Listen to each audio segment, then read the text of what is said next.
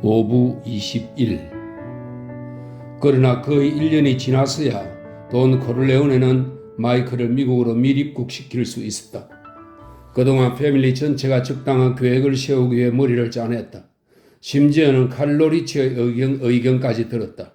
그는 지금 코니와 함께 롱비치의 저택에서 살고 있었다. 그 사이 그들은 둘째 아이를 낳았다.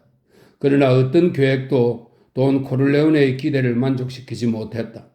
결국 스스로 불행에 말려든 보카치오 패밀리가 문제를 해결해 준 셈이었다. 보카치오에게는 펠릭스라는 25살 정도의 젊은 사촌이 있었다. 미국에서 태어난 그는 보카치오 일족 중에서 드물게 머리가 좋았다. 그는 패밀리의 사업인 쓰레기 수거 사업에 발을 들여놓지 않고 아름다운 영국계 미국 여자와 결혼해서 일족과는 절연하다시피 하고 살았다. 그는 변호사가 되기 위해 야간 대학을 다니고 낮에는 우체국 서기로 일했다. 그러면서 새 아이를 두었지만 아내가 살림을 알뜰하게 한 덕분에 학위를 받을 때까지 거의 월급으로 생활할 수 있었다.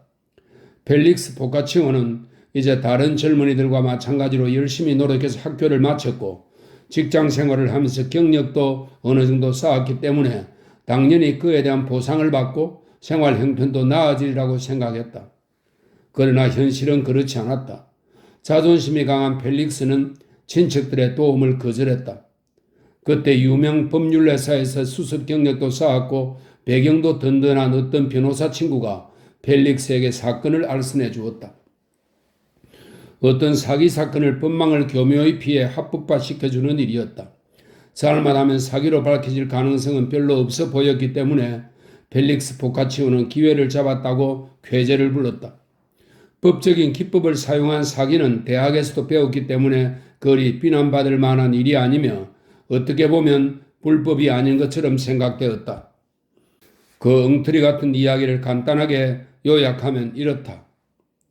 펠릭스 보카치오의 사기 업무는 곧 발각되었다. 그러자 변호사 친구는 궁지에 몰린 펠릭스를 도와주지도 않고 거의 전화도 받지 않았다. 사기 사건을 의뢰한 두 장본인은 약삭 빠른 중년의 사업가들로 펠릭스 보카치오가 법적으로 미숙해서 계획을 그르치게 만들었다며 그를 맹렬히 비난했다. 게다가 한술 더 떠서 자신들의 범죄를 인정한 다음 주당국에 협력하여 펠릭스 보카치오를 사기의 주모자로 지목하고 그가 폭력 공갈로 자기들을 사기 계획에 끌어들였다고 주장했다. 그가 폭력 전과가 있는 보카치오 일가의 조카라는 새로운 증거까지 제시했다. 결국 두 사업가는 집행유예로 풀려났다. 그러나 펠릭스 보카치오는 5년형을 선고받았고 그중 3년을 복역했다. 보카치오 패밀리는 펠릭스가 특별히 도움을 청하지 않았기 때문에 다른 패밀리나 돈 코를레오네를 찾아가지도 않았다. 그런데 펠릭스는 이 일로 한 가지 귀중한 교훈을 얻었다. 오직 자기 핏줄만이 자비를 베풀어주며 사회를 믿는 것보다는 가족을 믿고 충성하는 게 낫다는 점이었다. 어쨌든 펠릭스 보카치오는 3년을 복역하고 풀려났다. 그는 집으로 돌아와 아내와 아이들과 재회의 키스를 나누고 1년은 별일 없이 평화롭게 살았다. 그 후 그가 보카치오의 핏줄임을 여실히 증명해주는 사건이 일어났다. 펠릭스는 자신의 범죄 계획을 굳이 숨길 생각이 없었던 듯 태연하게 권총을 구입한 다음 자기 변호사 친구를 쏘아 죽였다. 두 사업가도 찾아내어 점심 식사를 마치고 나오는 그들의 머리를 정통으로 관통시켰다. 그는 시체를 거리에 두고 식당으로 들어가 커피를 한 잔 주문하여 느긋하게 마시면서 경찰이 체포하러 올 때까지 기다렸다. 그의 재판은 신속하게 진행되었고 판결은 가차 없었다. 그 뒤 암흑가의 한 사람이 펠릭스를 감옥에 보내 목격자 한 명을 냉혹하게 살인하는 사건도 일어났다. 그러자 사회적으로 조롱과 분노가 끌어올랐고 일반인들과 언론, 사회단체, 심지어 이해심 많은 인도주의자들까지도 당장 펠릭스 보카치오를 정기의자에 앉혀야 한다고 목소리를 높였다.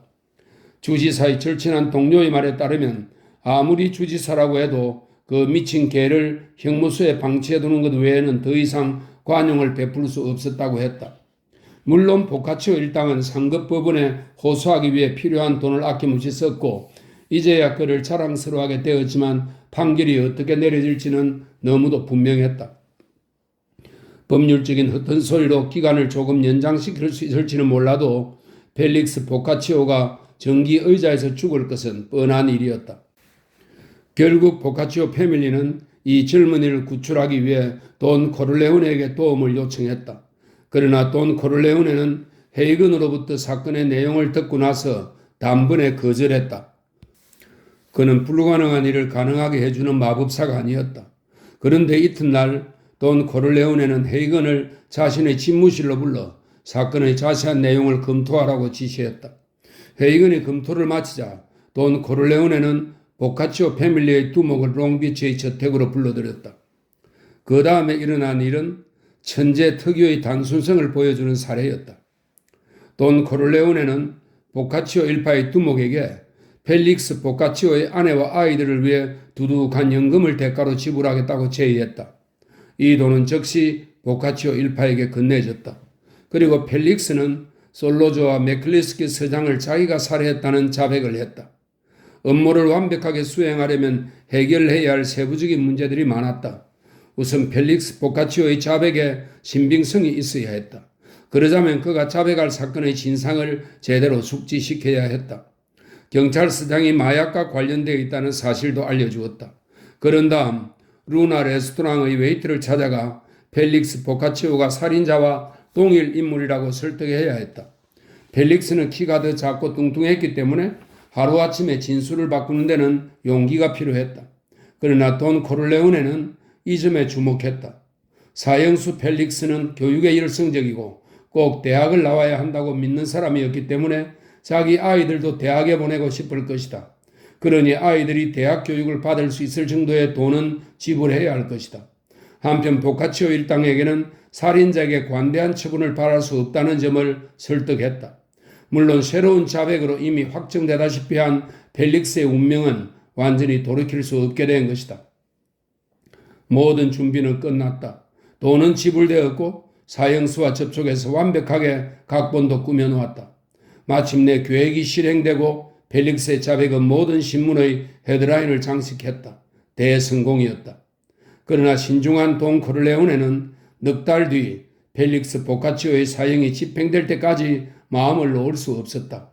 드디어 사형수가 형장에 이슬로 사라진 뒤 마이클 코르레오네에게 귀국 명령이 떨어졌다. 5부 22 소니가 죽은 지 1년이 지났지만 루시 맨시는 아직도 그를 그리워했고 어떤 연애소설의 여주인공보다도 그의 죽음을 애타게 슬퍼했다. 그것은 어린 소녀들이 갖는 허무맹랑한 그리움은 아니었지만 그렇다고 헌신적인 아내가 갖는 그런 그리움도 아니었다. 그녀는 인생의 동반자를 잃은 상실감을 겪는 것도 아니고 소니의 활달하고 화끈한 성격을 그리워하는 것도 아니었다. 그녀는 감성을 자극하는 선물이라든지 소녀들이 우상으로 숭배하는 멋진 외모나 웃는 모습, 그녀가 다정한 미르나 재미난 이야기를 들려줄 때 보여주던 장난기 어린 시선 따위에 대한 기억은 갖고 있지 않았다. 그녀가 소니를 그리워하는 가장 중요한 이유는 그녀가 사랑의 행위에서 극치감을 느끼도록 해준 유일한 남자였기 때문이다. 아직 어리고 순수한 나이이기 때문에 그렇게 해줄 수 있는 사람은 소니밖에 없을 거라고 믿었다. 1년이 지난 지금 루시는 향기로운 네바다의 햇살을 받으며 일광욕을 즐기고 있었다. 그녀의 발밑에는 금발의 호리호리한 젊은 남자가 그녀의 발가락을 가지고 장난을 치고 있었다. 그들은 어느 호텔의 수영장에서 일요일 오후를 즐기고 있는 중이었다. 주위 사람들은 아랑곳하지 않고 그는 루시의 벌거벗은 허벅지를 더듬어 올라갔다. 오, 그만해요, 줄스. 적어도 의사라면 다른 사람처럼 그런 어리석은 짓은 하지 않을 거라고 생각했어요. 루시가 말했다. 줄스는 그녀를 보며 씩 웃었다. 나는 라스베가스 의사야. 그는 루시의 허벅지 안쪽을 간지르며 어쩌면 이렇게 조금만 건드려도 쉽게 흥분할까 생각하며 속으로 놀랐다. 그녀가 아무리 감추려고 해도 얼굴 표정에 드러났다. 루시는 정말 육감적이고 순진한 아가씨였다. 그녀를 유혹해서는 안 될 이유가 있단 말인가? 그는 이런 생각을 하면서 루시의 잃어버린 사랑에 대해서는 신경 쓰지 않기로 했다. 그의 손바닥 아래는 살아있는 피부가 있고 그 피부는 살아있는 다른 피부를 갈망했다. 줄스 시글 박사는 오늘 밤 자기 아파트에서 어떻게든지 루시를 함락시키겠다고 결심했다.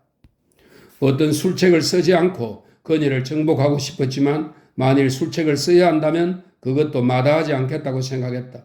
물론 의학적인 호기심도 있었다. 게다가 이 불쌍한 여자는 그걸 하고 싶어 안달이 나지 않았는가. 줄스, 그만해요 제발. 루시의 목소리는 가볍게 떨고 있었다. 줄스는 이내 후회하는 척하며 알았어 라고 말했다. 그는 그녀의 부드러운 허벅지를 베개 삼아 무릎 위에 누워 눈을 감았다. 그녀의 꿈틀거림과 사타구니에서 올라오는 열기가 느껴지자 줄스는 흥분이 되었다. 루시가 손으로 그의 머리카락을 쓰다듬자 그는 다정하게 그녀의 손목을 잡아챘는데 실은 그녀의 맥박을 짚어버리는 것이었다. 맥박이 팔딱팔딱 뛰고 있었다. 그는 오늘 밤 어떻게든지 그녀와 함께 보내며 수수께끼를 풀어야겠다고 생각했다. 줄스는 자신만만해하면서 잠이 들었다. 루시는 수영장 주변의 사람들을 바라보았다. 그녀는 2년 전만 해도 자기 인생이 이렇게 바뀔 줄은 꿈에도 생각하지 못했다. 그녀는 코니의 결혼식에서 자신이 저지른 어리석은 행동을 후회해 본 적이 없었다. 그것은 그녀가 경험한 일 중에 최고였고 늘 꿈꾸던 일이었다. 그 후로는 달콤한 몇 개월을 보냈다. 소은이는 일주일에 한 번, 때로는 그보다 더 자주 그녀를 찾아왔다. 그와의 만남을 기다리는 동안 그녀의 몸은 고통스러웠다. 서로에 대한 열정은 시나 그 어떤 지성의 형태로 희석시킬 수 없는 지극히 원초적인 것이었다. 그것은 가장 동물적인 형태의 사랑이었고 유교의 사랑이었으며 이성을 갈망하는 육체의 사랑이었다. 소니가 그녀에게 전화를 걸어 지금 만나러 간다고 말하면 루시는 저녁과 다음날 아침까지 먹을 술과 음식을 넉넉히 준비했다. 소니가 보통 이튿날 아침 늦게까지는 머물렀기 때문이다. 그 시간만큼은 루시도 그를 완전히 소유하고 싶어 했고 그것은 소니도 마찬가지였다. 따로 열쇠를 가지고 있던 소니가 문을 열고 들어오면 루시는 달려가서 그의 우람한 어깨에 안겼다. 그 뒤로 둘은 동물처럼 노골적이고 유치해졌다. 처음 키스를 하면서 서로 어디를 더듬다가 소니가 루시를 위로 번쩍 안아 올리면 루시는 자기 다리를 그의 튼튼한 허벅지에 담았다. 그렇게 선체로 사랑을 나누는 것이 그들의 첫 인사였다. 그리고 나서 소니는 루시를 안고 침실로 데려갔다. 그들은 침대에서 또 사랑을 나누었다. 그리고 둘 다 벌거숭이로 대여섯 시간을 함께 지냈다. 루시는 소니를 위해 요리를 해서 근사하게 식탁을 차리곤 했다. 소니가 이따금 사업상의 용무로 외부에 전화를 걸 때도 루시는 아랑곳하지 않고 그의 몸을 만지작거리며 장난을 치거나 키스를 하고 애무를 하느라 바빴다. 소니가 마실 것을 가지러 그녀 옆을 걸어가면 그녀는 그의 벗은 몸을 만지고 껴안고 사랑하지 않고는 못 베겼다. 그의 몸 중에 어떤 부위는 정교하지만 본능을 숨김없이 드러내는 순진한 장난감이면서 놀랄 만큼 쾌감을 안겨주는 특별한 놀잇감이었다. 처음에 그녀는 자신이 너무 노골적인 행동을 하는 건 아닐까 부끄러웠지만 그것이 사랑하는 남자를 기쁘게 하고 그녀가 그의 몸에 완전히 매료된 것처럼 보이는 것이 그를 우쭐하게 만들어준다는 사실을 알게 되었다. 이런 모든 행동에는 동물적인 순수함이 있었고 그들은 행복했다. 소니의 아버지가 거리에서 총을 맞고 쓰러졌을 때 그녀는 처음으로 자기의 연인도 위험하다는 것을 깨달았다. 그녀는 아파트에 홀로 남아 동물을 표효하듯 큰 소리로 엉엉 울었다.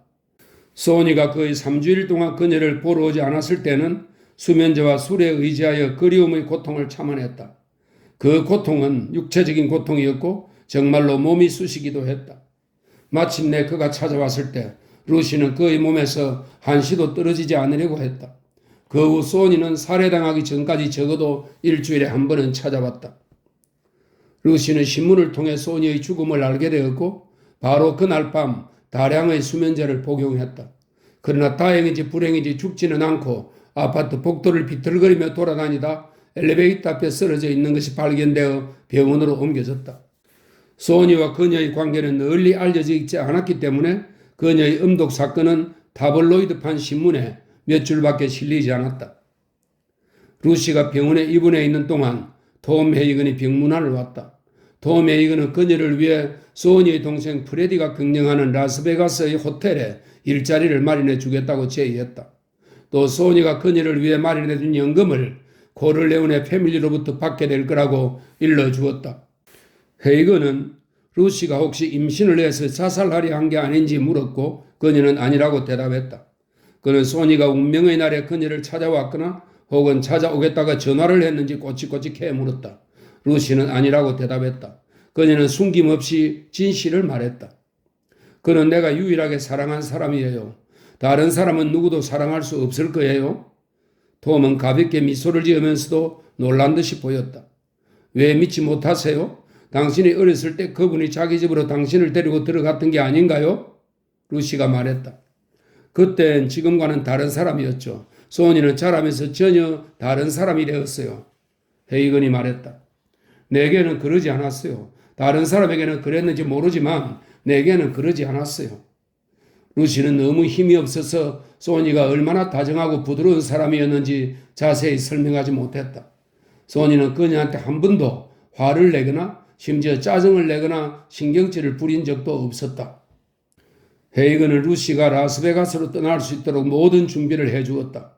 아파트도 미리 임대해두고 그가 손수 공항까지 바래다주면서 만약 외롭다거나 무슨 문제가 있으면 언제든지 전화하라. 그러면 힘 닿는 데까지 돕겠다고 약속했다.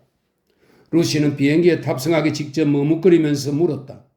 소니의 아버지도 당신이 이렇게 하는 걸 알고 계시나요? 헤이건은 미소를 지었다. 내가 스스로 하는 거지만 그분의 뜻이기도 합니다. 그분은 이런 문제에는 보수적이라 아들의 정식 아내가 있는데 내놓고 하지는 못하시죠. 하지만 당신이 너무 어리고 소니도 분별 없이 행동했다고 생각하고 계십니다. 당신이 수면제를 먹어서 모두가 깜짝 놀랐답니다. 돈 코르레오네는 사람이 왜 자살을 하려고 하는지 이해하지 못한다는 사실을 굳이 설명하지 않았다. 라스베가스에 온 지 18개월이 흐른 지금 루시는 자신이 가끔 행복하다고 느끼게 된 점이 놀라웠다. 어떤 밤에는 소니 꿈을 꾸다가 잠을 깼다.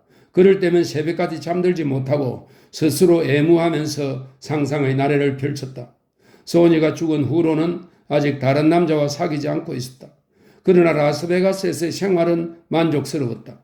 호텔 수영장에 수영하러 가거나 미드 호수에서 뱃놀이도 즐겼고 휴일에는 자동차로 사막을 달리기도 했다. 그녀는 더욱 날씬하고 아름다워졌다.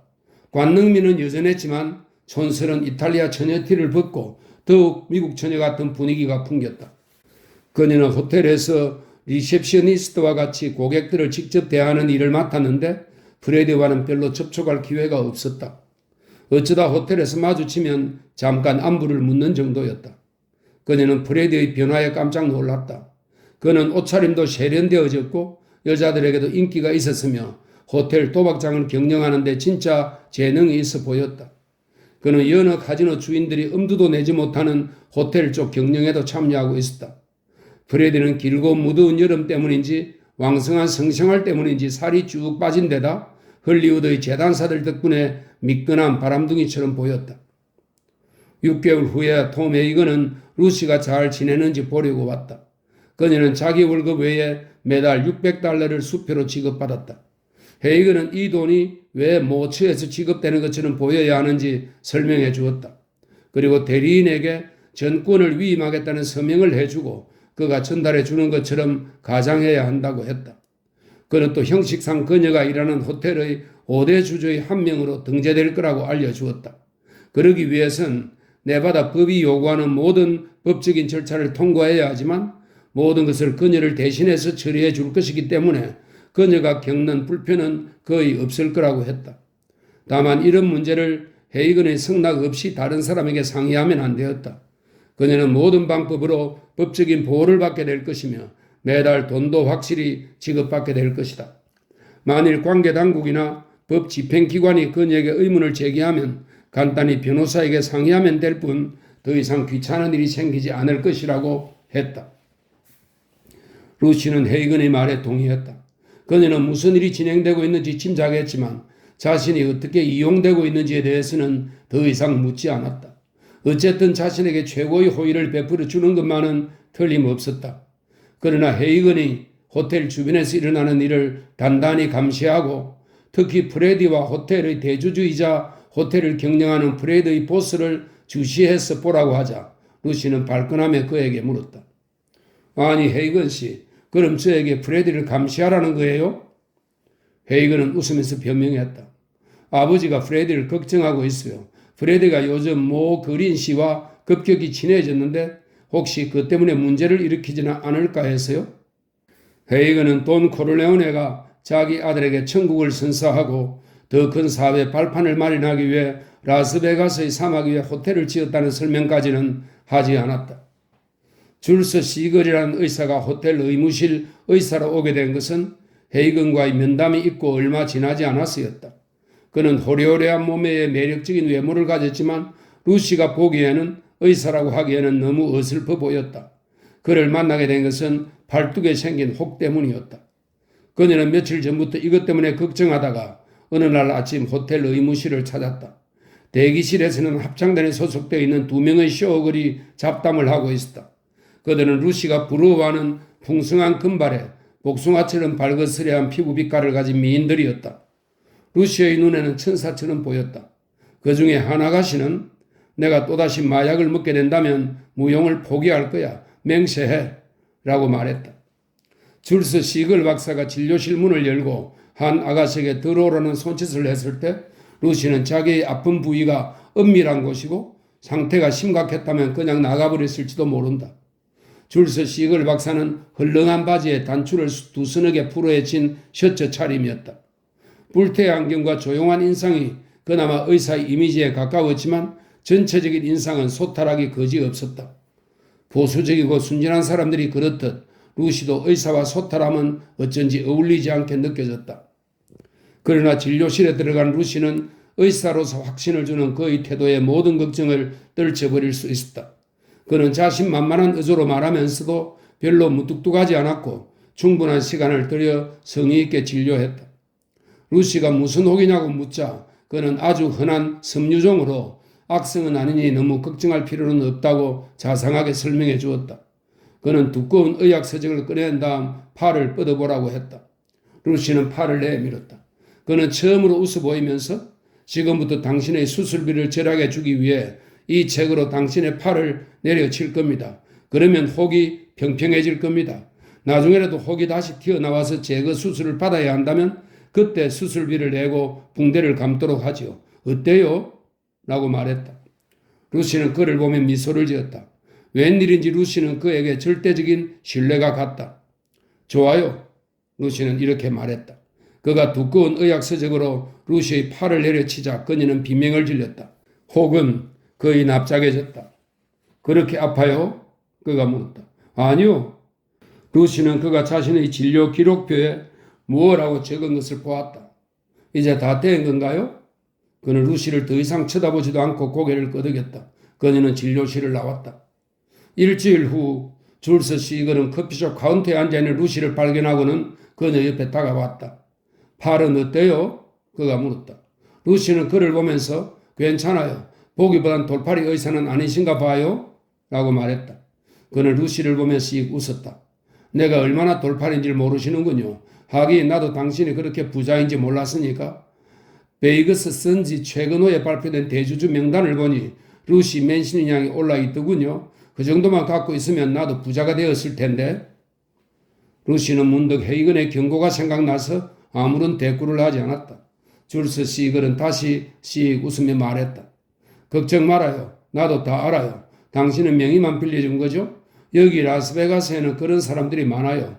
오늘 밤 나와 함께 쇼나 보러 가는 거 어때요? 내가 저녁도 살게요. 롤레 칩도 내가 사죠. 루시가 다소 망설이자 그는 재촉했다. 결국 루시는 응낙했다. 좋아요. 하지만 오늘 밤 헤어질 때 실망하지 마세요. 난 라스베가스 여자들처럼 해픈 여자가 아니니까요. 그래서 제가 이렇게 간청하는 게 아닙니까? 오늘 밤 잘 곳을 미리 예약해 두었거든요.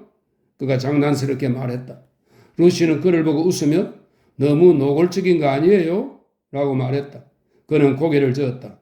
루시는 좋아요. 함께 저녁 먹어요. 대신 내 롤레 칩은 내가 살 거예요. 라고 말했다. 두 사람은 저녁 쇼를 보았고 줄서는 허벅지와 유방의 유형을 의학적인 관점에서 재미나게 설명해 주었다. 희롱한다는 느낌보다는 굉장히 익살스러웠다. 두 사람은 함께 롤레 게임을 해서 $100를 땄다. 그런 다음 달빛을 받으며 볼드 댐을 드라이브했다. 그는 섹스를 원했지만 그녀가 몇 번 키스한 뒤 완강히 거부하자 그녀가 진정으로 원하지 않는다는 것을 알고 단념했다. 그는 자신의 패배를 유머스러하게 받아들였다. 내가 하지 않을 거라고 미리 말했잖아요. 루시가 그를 책망하듯 말했다. 만일 내가 시도조차 하지 않았다면 당신은 굉장히 모욕감을 느꼈을걸요? 줄스가 이렇게 말했다. 루시는 그 말이 사실이라는 생각이 들어 웃지 않을 수 없었다. 그 후 몇 개월 동안 두 사람은 절친한 친구 사이가 되었다. 아직 육체관계를 맺지 않았으니 연인이라고 할 수는 없었다. 루시는 그러고 싶지 않았다. 그녀가 거절할 때마다 줄스는 당황하는 빛을 보였지만 다른 남자들처럼 상처를 받거나 불쾌한 표정은 짓지 않았다. 루시는 그런 점에 더욱 신뢰가 갔다. 루시는 그의 의사라는 그 포장 속에 굉장히 장난을 좋아하고 무모한 점이 있는 것을 발견했다. 그는 주말이면 캘리포니아의 자동차 경주대회에 나가곤 했다. 휴가를 맞아 멕시코의 오지로 여행을 다녀온 뒤 한 이방인이 신발 때문에 현지인에게 살해되었다는 이야기. 그들의 삶은 수천 년 전과 다름없이 원시적이다라는 이야기를 들려주기도 했다. 그러던 중 루시는 아주 우연한 기회에 그가 외과 의사이며 뉴욕의 유명한 병원에 근무했었다는 사실을 알게 되었다. 그런 사실을 알고 나자 루시는 왜 그가 이런 지방 호텔에 일자리를 얻었을까 궁금해졌다. 그래서 넌지시 물어보았다. 줄스는 먼저 당신의 어두운 비밀부터 이야기해주면 내 얘기도 해줄게요. 라고 말했다. 그녀는 얼굴을 붉히며 아무 말도 하지 않았다. 줄스도 더 이상 캐묻지 않았다. 그들의 따뜻한 우정관계는 그녀가 생각했던 것보다 더 오래 지속되었다. 수영장가에 앉아있던 루시는 무릎에 놓인 줄스 머리카락의 촉감을 느끼자 억누를 수 없는 전율이 온몸에 퍼졌다.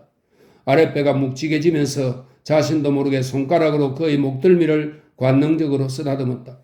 줄스는 아무것도 모르고 자는 척했고 루시는 자기 몸에 닿는 그를 느끼며 달아오르기 시작했다. 그때 갑자기 줄스가 자리에서 벌떡 일어났다. 그는 루시의 손을 잡고 풀밭을 지나 도로로 끌고 갔다. 루시는 반항하지 않고 그가 숙소로 쓰고 있는 아담한 집으로 따라 들어갔다. 집 안에 들어서자 줄스는 술 두 잔을 준비했다. 장렬하는 태양과 성적인 상상에 빠져있던 터라 루시는 술을 마시자마자 정신이 몽롱해졌다. 줄스가 그녀를 두 팔로 껴안자 수영복으로 간신히 가린 둘의 육체는 밀착되었다. 안 돼요. 루시가 중얼거렸다. 그렇지만 그녀의 목소리에는 완강하게 거부해야 한다는 확신이 없었고 줄스도 그녀의 말을 따르지 않았다. 그는 민첩하게 그녀의 브래지어를 벗기고 풍만한 가슴을 매만지며 키스했다. 그런 다음 수영복 팬티마저 벗기고 그녀의 둥근 배와 허벅지 안쪽에 키스를 퍼부었다. 그는 자기도 수영복 팬티를 벗고 그녀를 껴안았다. 맨살의 팔들이 서로 얽힌 상태에서 두 사람은 침대로 가서 누웠다. 루시는 그가 자신의 몸속으로 들어오는 것을 느꼈다. 그렇게 가볍게 닿는 것만으로도 루시는 절정에 다다랐지만 아주 짧은 순간 남자의 움직임을 통해 그가 놀라고 있다는 것을 눈치챌 수 있었다. 그녀는 소니를 만나기 전처럼 수치심을 느꼈다. 줄스는 침대에서 일어나더니 그녀의 몸을 침대 가장자리로 틀어지게 하여 다리가 특정한 방향으로 놓이게 했다. 그녀는 자기의 몸을 줄스에게 내맡겼다. 그가 다시 몸속으로 들어오며 루시에게 키스했다. 이번에는 루시도 그를 느낄 수 있었다. 그러나 더욱 중요한 것은 줄스 역시 어떤 것을 느끼고 절정에 도달했다는 점이다. 줄스가 루시의 몸으로부터 떨어지자 그녀는 급히 침대 모서리로 몸을 돌려 울기 시작했다. 그녀는 수치스러움을 느꼈다. 그런데 놀랍게도 줄스는 가볍게 웃으며 이 순진하고 불쌍한 이탈리아 처녀야. 그래서 지금까지 날 거절한 거야? 이 바보야. 라고 말했다. 그가 다정하고 친근하게 이 바보야 라고 말하자 그녀는 그를 돌아다 보았다. 그는 말을 계속하면서 그녀의 벌거벗은 몸을 잡았다. 당신은 중세 여자야. 영락 없는 중세 여자. 그는 부드럽게 달래는 투로 말했고 루시는 계속해서 울었다. 줄스는 담배에 불을 붙여 루시의 입에 물려주었다. 루시는 담배를 한 모금 빨아들인 다음 울음을 그쳤다. 내 말 좀 들어봐. 만일 당신이 20세기의 문화를 받아들인 가정에서 자랐으면 당신의 문제는 벌써 수년 전에 해결할 수 있었을 거야. 이제 당신의 문제가 무엇인지 말해볼까? 그건 얼굴이 못났거나 피부 결이 거칠거나 사팔뜨기처럼 성형수술로 해결할 수 없는 문제와는 달리 당신의 문제는 턱에 난 사막이나 점 또는 이상하게 생긴 귀 같은 문제야. 그걸 성적인 의미로 생각하지 말라고. 당신의 상자가 너무 커서 남자에게 적절한 자극을 주지 못하기 때문에 사랑을 나눌 수 없다는 생각은 버리란 말이야. 당신의 문제는 골반 기형이야. 우리 외과 의사들은 그걸 골반 저가 약하다고 말하지. 보통 아이를 낳은 후에 그렇게 되는데 단순히 골격 구조의 이상 때문에 그러는 수도 있어. 아주 일반적인 현상인데 그걸 가지고 여자들이 불행한 인생을 보낸다는 건 웃어.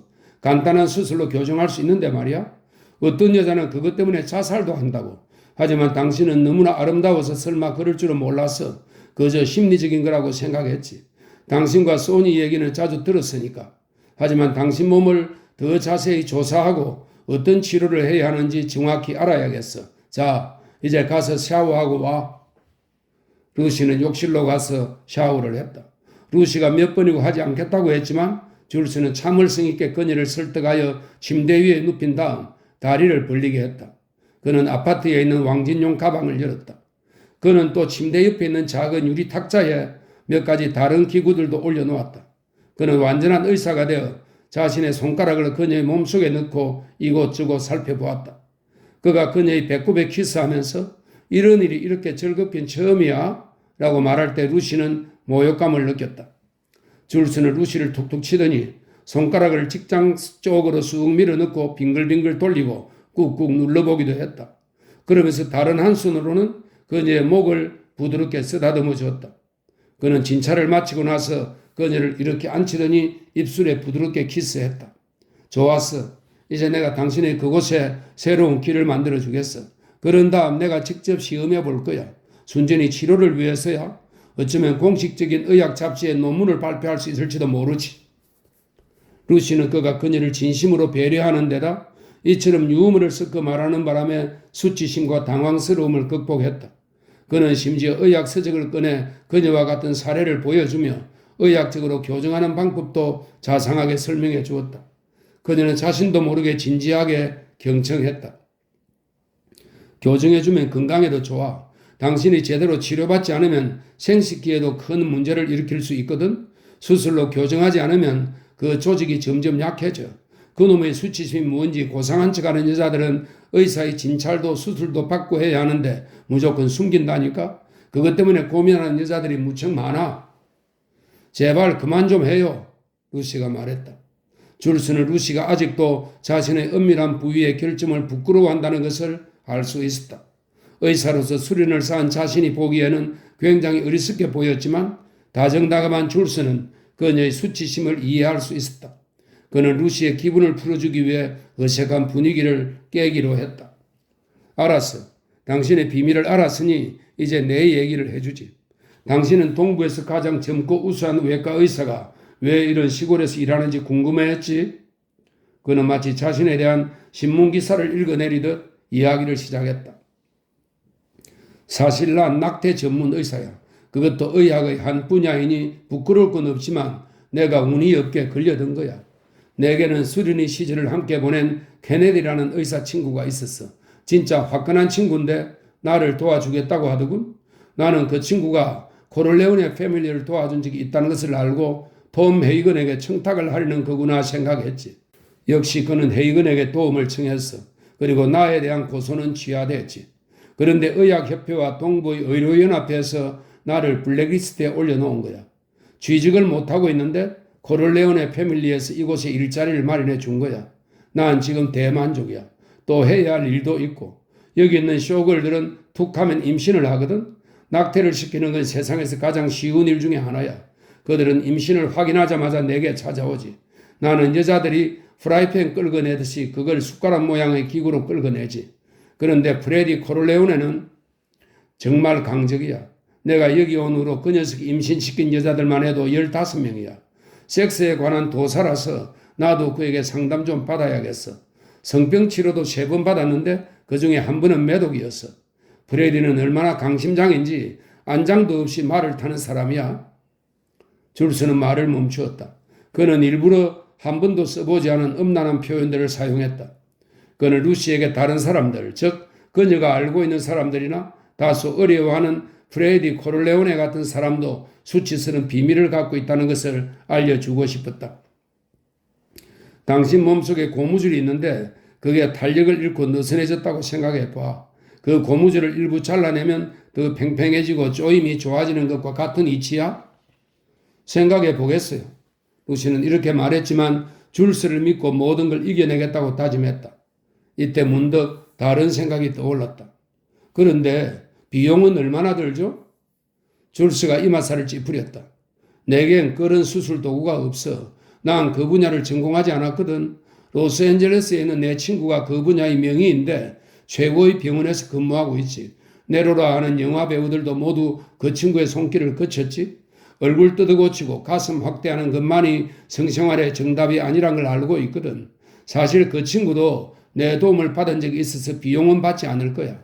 내가 그 녀석이 사고 친 걸 해결해 주었거든. 사실 그게 비윤리적인 일만 아니라면 그 수술을 받은 섹스 여배우들의 이름을 알려줄 텐데.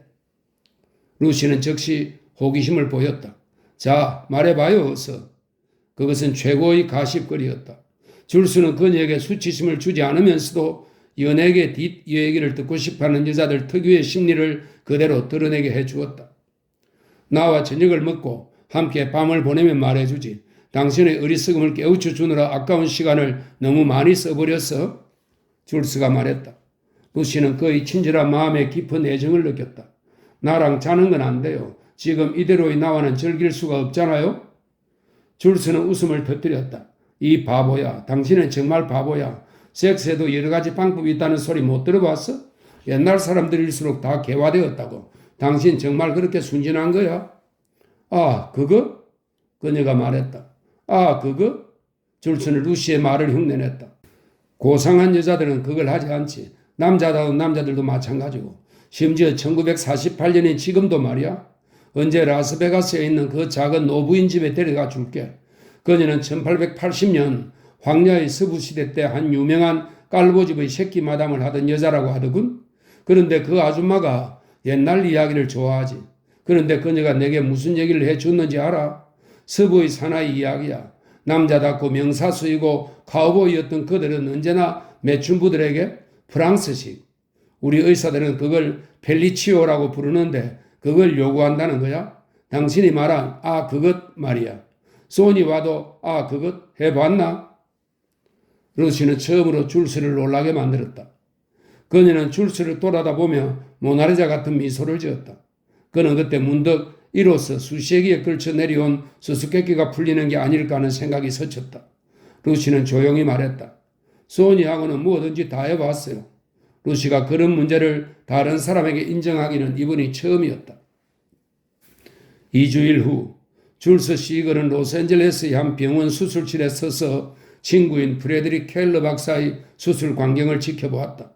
루시가 마취 상태에 들어가기 전에 줄스는 허리 굽혀 그녀의 귀에 이렇게 속삭였다. 내게 특별한 여자라고 했더니 좀 더 달리기 좋게 만들어 주겠대. 그러나 1차로 마취약을 복용한 상태였기 때문에 루시는 웃거나 미소 짓지 못했다. 그러나 그의 다정한 한마디에 수술에 대한 공포심이 사라지는 것 같았다.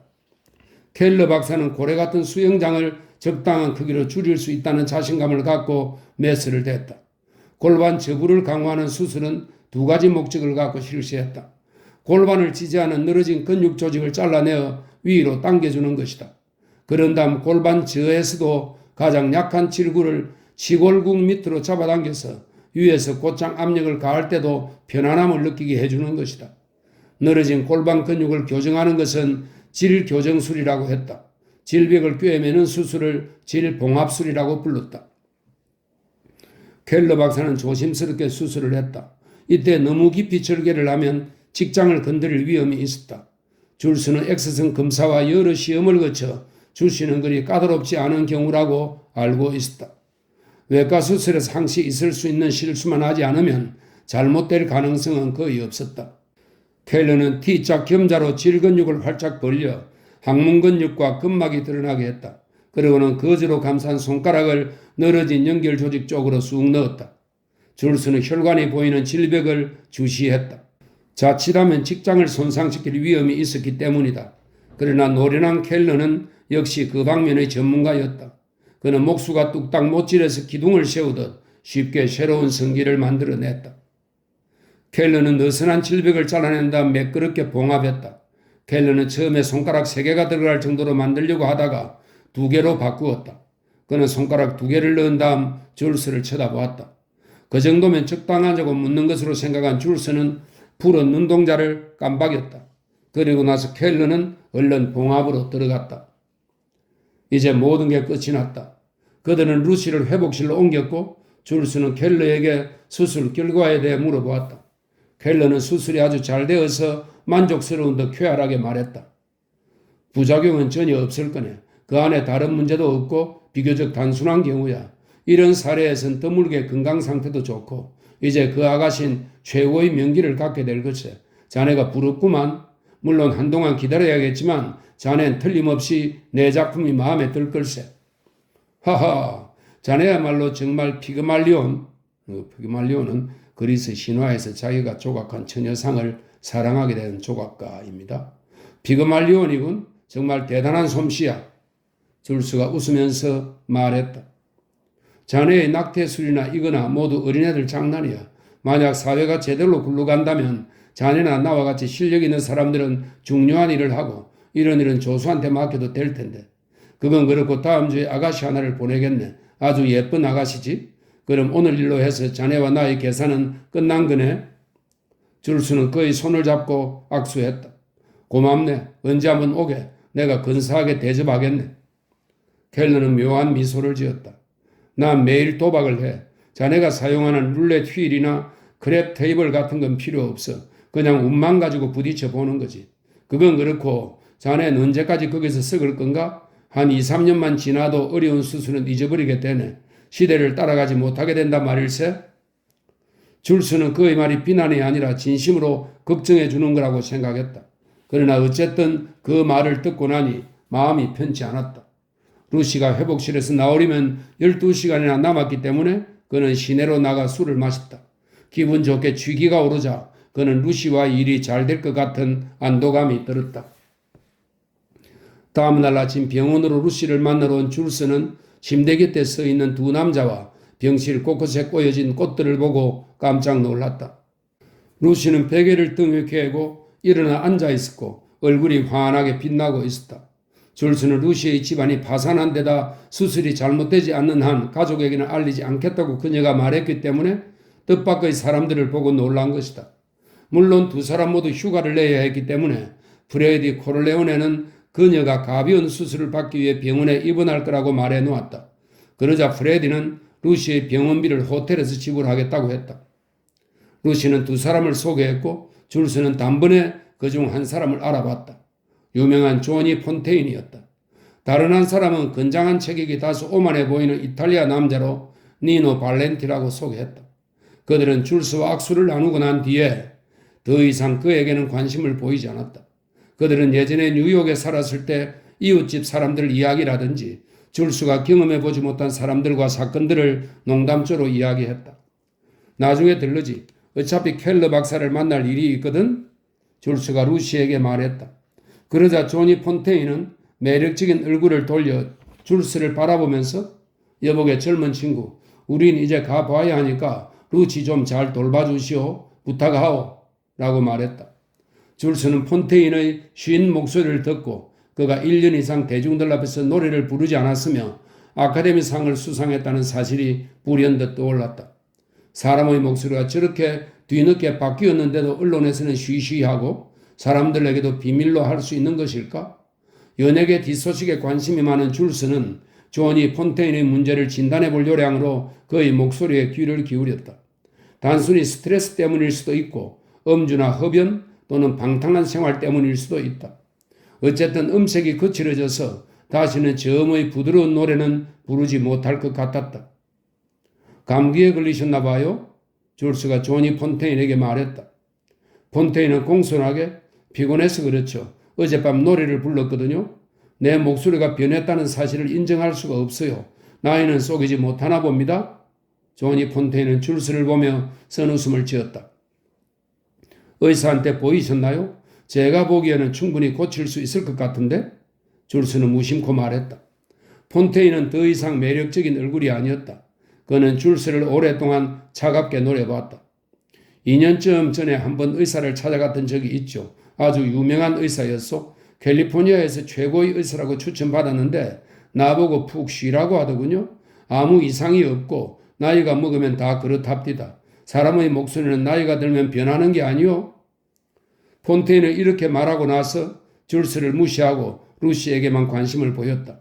그는 다른 여자를 매혹시키듯 루시도 매혹시켰다. 줄스는 계속해서 그의 목소리에만 귀를 기울였다. 그가 판단하기에는 성대에 무언가가 자라고 있는 것 같았다. 그러나 그렇다면 왜 전문의들이 그걸 발견하지 못했을까? 악성이어서 수술이 불가능한 건 아닐까? 그렇다면 문제는 달라진다. 줄스는 폰테인의 말을 가로막으며 의사에게 마지막으로 보인 게 언제라고 하셨습니까? 라고 물었다. 폰테인은 심히 불쾌했지만 루시의 입장을 생각해서 친절하게 대하려고 노력했다. 한 18개월 전인 것 같소. 그럼 주치의에게는 가끔 보입니까? 줄스가 물었다. 그렇소. 조니 폰테인은 신경질적으로 말했다. 물론이죠. 코데인 스프레이도 주고 진찰도 하죠. 나이가 드는 데다 음주, 흡연, 뭐 그런 것 때문이라고 합디다. 당신은 그보다 뭘 좀 더 아시오? 줄스가 물었다. 그분 성함이? 폰테인은 다소 으쓱거리면서 말했다. 덕크, 제임스 덕크 박사요. 당신은 그분 어떻게 생각합니까? 유명한 여배우들, 여자, 그리고 값비싼 요양원과 관련된 일로 귀에 익은 사람이었다. 그분은 옷 잘 입는 멋쟁이죠. 줄스가 씩 웃으며 말했다. 폰테인은 노여운 기색을 보였다. 듣고 보니 당신이 그분보다 더 훌륭한 의사라 그런 말씀 같은데? 줄스가 웃음을 터뜨렸다. 당신은 카르멘 롬바르드보다 더 훌륭한 가수인가요? 그 말을 듣자 니노 발렌티가 머리를 의자에 부딪히며 웃음을 터뜨렸다.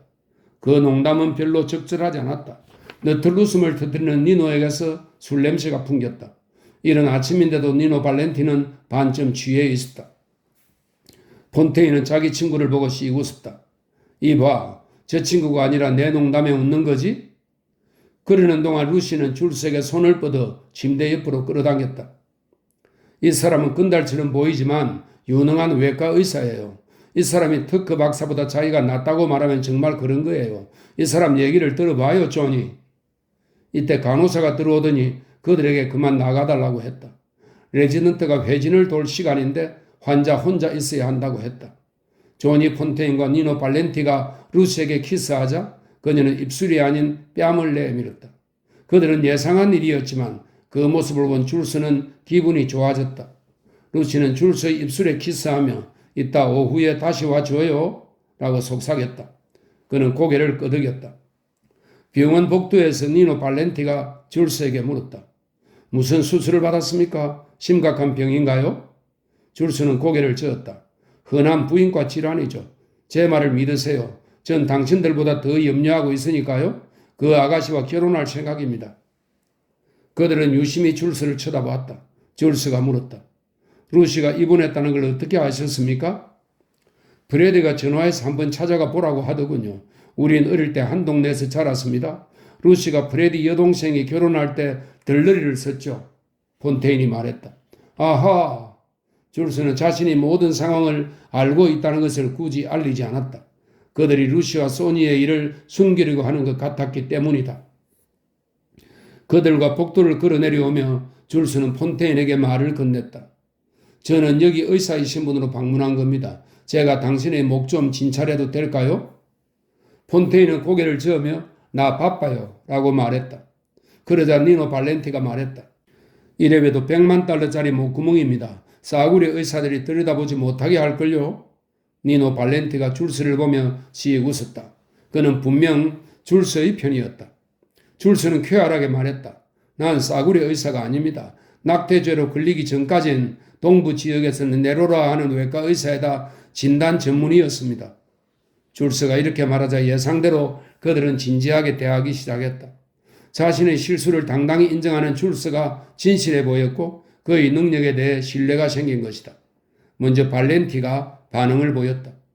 조니가 싫다면 먼저 내 여자친구를 봐주시오. 아, 물론 목구멍을 봐달라는 건 아니고. 폰테인이 신경질적으로 물었다.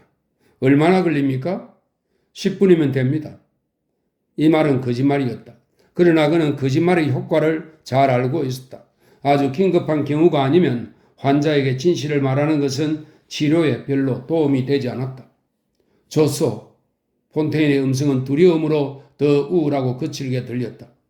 줄스는 간호사와 진찰실을 빌렸다. 그에게 필요한 모든 장비를 갖추고 있지는 않았지만 그것으로 충분했다. 줄스는 10분도 채 안 되어 소니의 성대에 무언가 자라고 있음을 발견했다. 심각한 병은 아니었다. 옷만 번지르르 하지 무능력하게 짝이 없는 헐리우드의 사기꾼 터커도 이 정도는 발견할 수 있었을 것이다.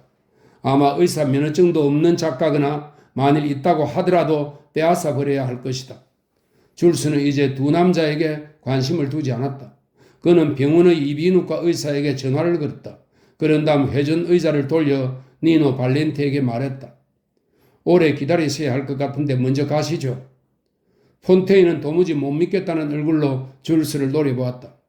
아니 이 사람이 날 계속해서 여기 붙들어 놓을 작정인가? 도대체 내 목을 어찌르는 거요? 줄스는 일부러 즐거운 표정을 지으며 그의 양미간을 쳐다보았다. 좋으실 대로 하십시오. 당신의 성대에 무언가 있습니다. 여기에 몇 시간만 더 계신다면 그게 악성인지 양성인지 알려드리죠. 수술을 할지 약물 치료를 할지도 결정할 수 있고요. 또 미국 최고의 명의를 소개해 드릴 수도 있습니다. 그 의사를 비행기로 이곳까지 모셔올 수도 있습니다. 물론 경비는 그쪽에서 지불해야 하고 제가 추천서를 써드려야 합니다. 하지만 당신이 지금 이곳을 걸어 나간다면 그 돌팔이 의사를 또 찾아가든지 아니면 또 새로운 의사를 찾아 헤매다가 무자격자 의사를 만날지도 모르죠. 그러다 그게 악성이고 후두를 몽땅 도려내야 할 만큼 퍼지면 언제 죽을지 모릅니다. 이제 어쩌시겠습니까? 제게 시간을 더 주시겠습니까? 그러면 몇 시간 내에 깨끗이 해결해 드리죠. 도대체 이 일보다 더 중요한 일이 뭡니까? 니노 발렌티가 말했다. 조니, 그러지 말고 좀 더 있게나. 내가 로비로 내려가서 스튜디오에 전화를 하겠네. 별말 하지 않고 그냥 못 가게 되었다고 말하겠네. 내가 돌아와서 옆에 있어 주겠네. 굉장히 길었지만 보람 있는 오후였다. 줄스가 엑스선 촬영과 약물 진단을 한 후에 이비인후과 의사까지 완벽하고 철저하게 검사했다. 조니 폰테인의 요들을 입에 머금고 돌돌 만 거즈를 입에 물고 있다가 구역질이 나서 도중에 그만 포기하겠다고 떼를 썼다. 그러자 니노 발렌티는 그의 어깨를 잡고 의자 등받이 쪽으로 밀어붙였다. 검사가 끝나자 줄스는 폰테인을 보고 웃으면서 일종의 사막이네요 라고 말했다. 조니 폰테인은 그 말뜻을 알아듣지 못했다. 줄스가 재차 설명했다. 사마귀 같은 혹입니다. 그냥 떼어내면 됩니다. 2, 3개월 지나면 다 낫습니다. 니노 발렌티는 환성을 질렀지만 폰테인은 여전히 미간을 찡그렸다. 그럼 노래하는 데는 어떻소? 노래도 부를 수 있겠소? 줄스는 어깨를 으쓱했다. 그건 장담할 수 없습니다. 하지만 지금은 노래를 부르지 않으니 상관없지 않습니까? 조언이는 그에게 불쾌한 표정을 지었다. 애송이 의사 양반, 도대체 무슨 얘기를 하고 있는 거요? 내가 더 이상 노래를 부를 수 없다는 걸 무슨 좋은 뉴스라도 되는 것처럼 말하고 있잖아. 도대체 내가 앞으로 노래를 부를 수 있다는 말이요? 없다는 말이요? 줄스는 불쾌해지기 시작했다. 그는 진정한 의사가 되려고 노력했으며 그것은 그의 즐거움이었다. 그는 이 사내에게 진정으로 호의를 베풀었는데 그는 마치 더러운 일을 당한 것처럼 날뛰었다. 줄스는 차갑게 말했다. 이보세요 폰테인 씨, 난 의사예요. 날 애송이가 아닌 박사로 부를 수는 없습니까? 난 당신에게 기쁜 소식을 전해주었어요. 내가 당신을 이곳으로 데려왔을 때는 난 당신 목에 난 혹이 악성이어서 성대를 몽땅 도려낼지도 모른다고 생각했어요. 그렇지 않으면 당신이 죽을 거라고 생각했죠. 당신이 죽게 될 거라고 말하게 되면 어쩌나 염려했어요. 그런데 양성이라는 말을 하게 되어 얼마나 기뻤는지 모릅니다. 순전히 당신의 놀이를 좋아하고 어렸을 때 여자를 유혹하는데 많이 써먹었다는 이유 때문이죠. 게다가 당신은 진짜 예술가 아닙니까? 근데 당신은 정말 무례한 사람이군요. 천하의 조니 폰테인은 암에 걸리지 않는다는 법이라도 있습니까? 수술도 어려운 뇌종양에 걸리지 말란 법이 있습니까? 아니면 평생 심장마비는 안 오게 할 자신이 있습니까? 당신은 언제까지나 죽지 않을 것 같습니까? 그까지 감미로운 음악이 뭐가 대수랍니까? 당신이 진짜 고통을 보고 싶다면 이 병원을 돌아다니 보세요. 그럼 혹에 대해서도 사랑의 노래를 부를 수 있을 겁니다. 그런 헛소리 집어치우고 당신의 처지를 인정하고 받아들이세요. 아돌프 맨조우 박사가 당신을 수술해 주실 텐데 그분이 수술실에 들어갈 때 당신을 살해할지 모른다고 경찰을 부르시지 그러세요? 줄스가 진료실을 나가려고 하자 발렌티가 소리쳤다. 잘하십니다. 따끔하게 혼을 내주세요. 줄스가 돌아서서 말했다. 선생은 언제나 점심때도 안 돼서 고주망태가 됩니까? 그럼요.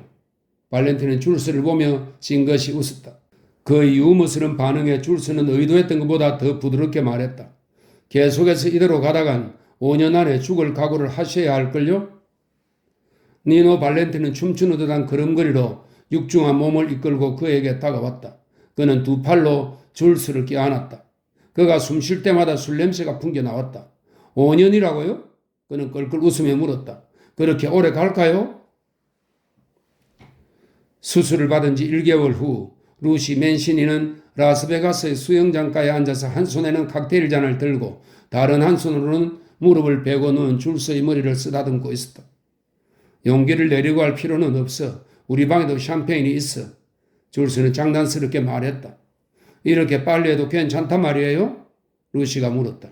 난 의사야. 오늘 밤은 멋진 밤이 될 거야. 당신 이거 알아? 난 의학 역사상 치료 결과를 몸소 확인해보는 최초의 의사가 될 거야. 수술 전, 수술 후 이런 거 있잖아 왜. 그 결과를 논문으로 써서 발표할 거야. 수술 전에는 심리적인 이유와 외과 의사의 정교한 지도로 즐겼는데 수술 후의 선교는 순전히 신경학적으로.